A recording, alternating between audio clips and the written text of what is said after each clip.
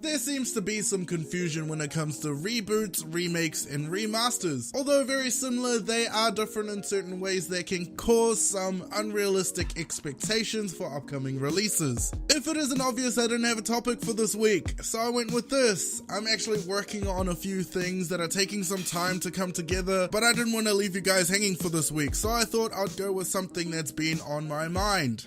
A remake is a close adaptation of an older game. Its main purpose is to modernize it for newer hardware and audiences, developers building the game from the ground up, not using many, if at all any, code or assets from the original game, often sharing the same titles, similar storylines, and gameplay mechanics. There are sometimes new features added to the game, but there generally isn't much of this, the game essentially still being the same as the original.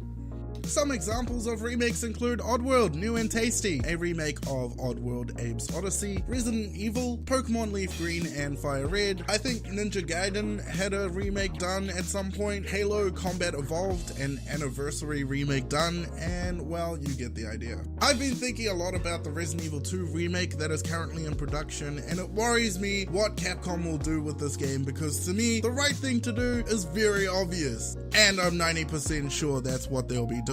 I'll make a video on Remake 2 when the developers release some confirmed info on what the game will actually be like.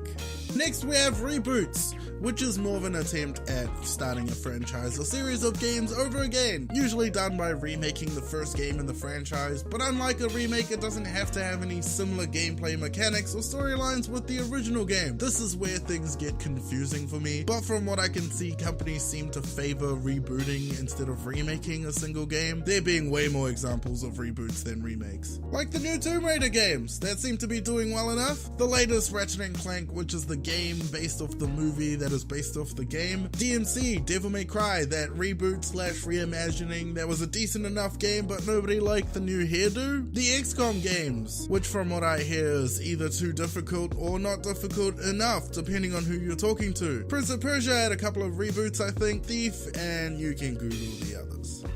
There's also the soft reboot that starts the franchise over again, but it's done within the game's narrative, so the developers are able to keep a few elements of the older games around, but still get to start it all over again. Mortal Kombat did this recently in its 9th installment, choosing to ditch a large portion of what happened in the later games in the series, and go back to relive the glory days of its first 3 games. I also think Shattered Memories was an attempt at this for Silent Hill, but I'm not really sure.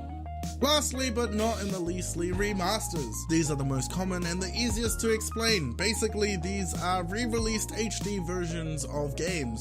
Yep, that's it. Not too much to it. I guess it really is the leastly. There are plenty of HD remaster examples, mostly because backwards compatibility is something that the current gen of consoles have ignored long enough that people don't care about it anymore. And with the newer versions of the consoles coming out, I'm sure we're going to have more remasters being released. Yay! A lot of HD remasters usually come in these bundles, grouping together a duology or trilogy of games, and sometimes brings the game to a wider variety of platforms at the same time. I would think this is just making a game prettier and more available, but sometimes the remastered version of a game can be much worse than the original, like the HD collection of Silent Hill 2 and 3, sites stating that the game is plagued by technical issues such as game crashing bugs, disappearing textures, and even missing sound effects. Maybe someday Silent Hill will get a break. Unlike Resident Evil, who can't stop re-releasing their older games. I'm sure Resident Evil 4 was just remastered again for the 5th or 6th time to be released on PS4 and Xbox One. They're working on a remake for Resident Evil 2, which will certainly follow with a remake of Resident Evil 3, and I doubt they'll stop there. In all fairness, it's not a bad thing entirely, just means the games will reach a wider audience.